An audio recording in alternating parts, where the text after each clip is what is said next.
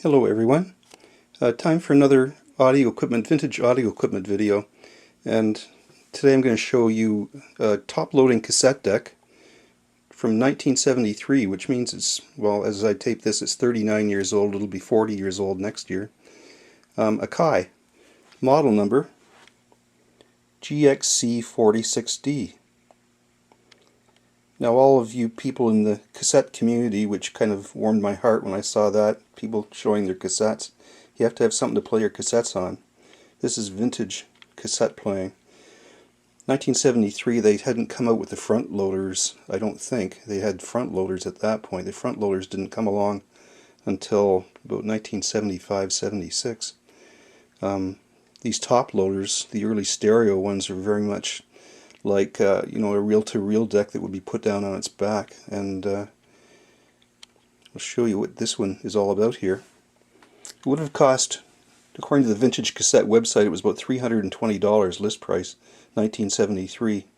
That's a bit of cash, definitely. I mean, at that point you could have bought a pretty good receiver, a Pioneer receiver, an Akai receiver, for between $200 and $300, and so to lay out $320 at that point would have been quite a investment, especially with the fact that stereo cassette was a fairly recent development in the early 1970s. I mean, 8-tracks were far more popular at that time, and the true audiophile would have been buying reel-to-reel deck.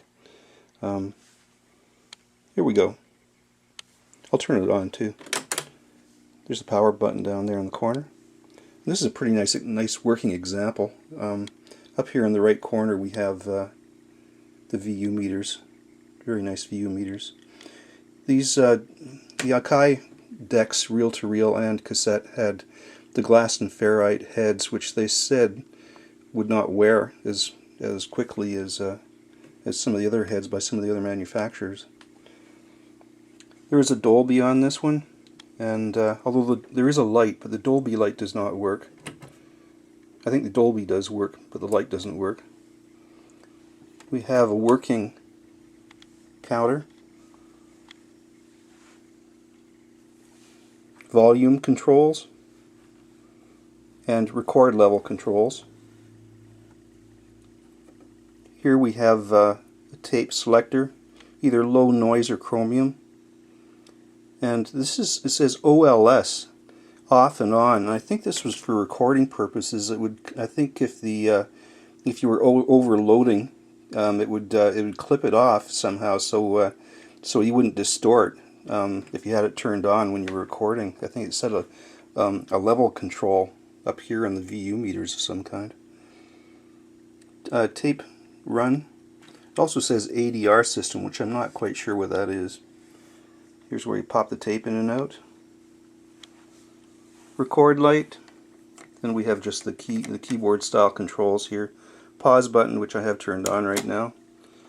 Eject, and when you hit the eject button, this thing really ejects. It goes like that, and you almost throw out the tape like that. On the front, we have for headphone jacks, and we have 2 jacks for microphones, left and right.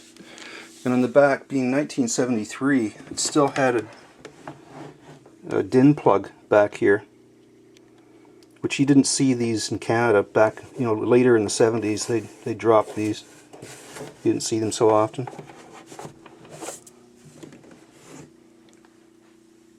I'll just throw a tape in here for you. This is an original. This is a 1970s tape. Deep purple, 24 karat purple. This is an original one from the 1970s.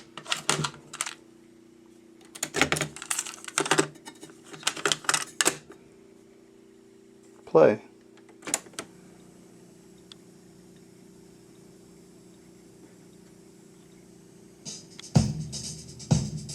I shouldn't play too much of this because of the YouTube music police.